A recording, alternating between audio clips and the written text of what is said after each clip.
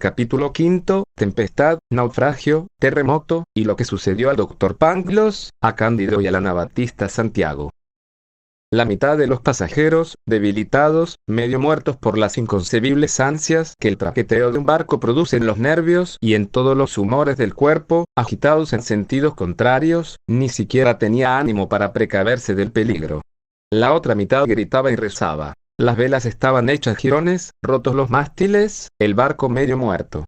Trabajaba el que podía, nadie se entendía y ninguno mandaba. El anabaptista ayudaba algo en la maniobra del barco. Se hallaba en el combés. Un marinero furioso le da tan tremendo golpe que lo deja tendido, pero la misma fuerza del envión lo hace caer de cabeza fuera del buque, y se queda colgado agarrándose a un trozo de mástil roto. El bueno de Santiago acude a socorrerlo, lo ayuda a subir, pero hace tal esfuerzo que cae al agua ante los ojos del marinero, quien lo deja que se ahogue sin dignarse mirarlo siquiera.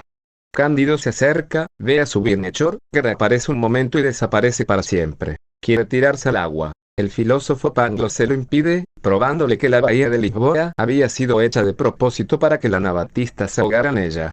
Mientras se lo demostraba a priori, se abre el barco. Todo perece menos Pangloss, Cándido y ese brutal marinero que había ahogado al virtuoso anabaptista. El bribón nadó con fortuna hasta la orilla, a donde una tabla llevó a Pangloss y a Cándido. Cuando se recobraron un poco, se encaminaron hacia Lisboa. Les quedaba algún dinero, con el que esperaban salvarse del hambre, después de haber escapado al temporal. Apenas habían puesto los pies en la ciudad, llorando la muerte de su bienhechor, cuando sienten que la tierra tiembla bajo sus plantas. El mar, enfurecido, se alza borboteando en el puerto, y destroza todos los barcos que en él se hallan fondeados. Torbellinos de llamas y cenizas cubren calles y plazas. Se derrumban las casas, los techos caen sobre los cimientos, y los cimientos se desparraman. 30.000 habitantes de todas las edades y sexos quedan sepultados entre los escombros. Nota: el 1 de noviembre de 1755 hubo un terremoto en Lisboa, en el que perecieron cerca de 30.000 personas. El marinero, silbando y jurando, decía: algo se ganará con esto. ¿Cuál puede ser la razón suficiente de este fenómeno?, decía Pangloss. Y Cándido gritaba: llegó el día del juicio final.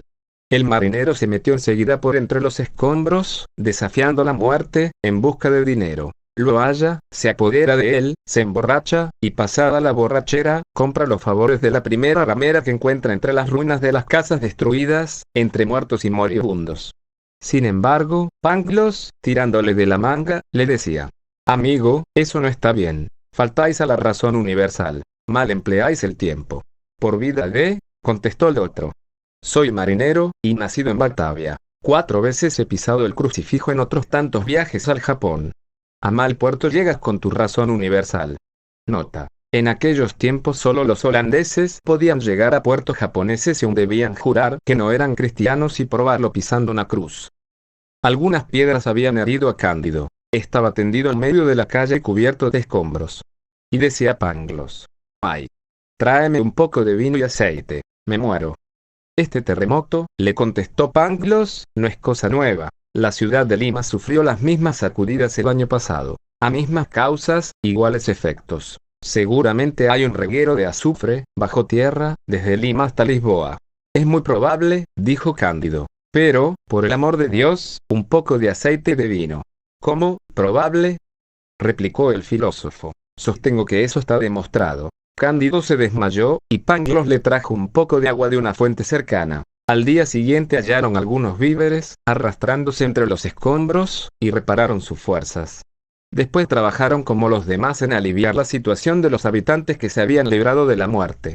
Algunos vecinos, a los que habían socorrido, les ofrecieron un almuerzo tan bueno como es posible hacerlo en medio de semejante desastre. También es verdad que la comida fue triste. Los convidados bañaban el pan con sus lágrimas. Pero Pangloss los consoló asegurándoles que las cosas no podían ser de otro modo.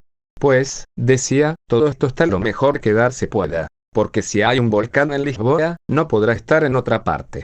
Porque es imposible que las cosas no estén donde están. Porque todo está bien. Un hombrecillo vestido de negro, familiar de la Inquisición, ministro subalterno de la Inquisición, que se hallaba a su lado, le dijo, muy cortésmente: por lo que veo, señor, no creáis en el pecado original. Porque si todo está como debe estar, no hubo, pues, ni caída, ni castigo. Pido muy humildemente perdón a su excelencia, contestó Pangloss, aún más cortésmente, pues la caída del hombre y la maldición formaban necesariamente parte del mejor de los mundos posibles. ¿No creéis, pues, en la libertad?, preguntó el familiar. Perdóneme su excelencia. La libertad puede subsistir con la necesidad absoluta, pues era necesario que fuésemos libres. Porque, en fin, la voluntad determinada. Pangloss estaba a la mitad de la frase cuando el familiar hizo una seña a un esbirro, que le escanciaba vino de Porto.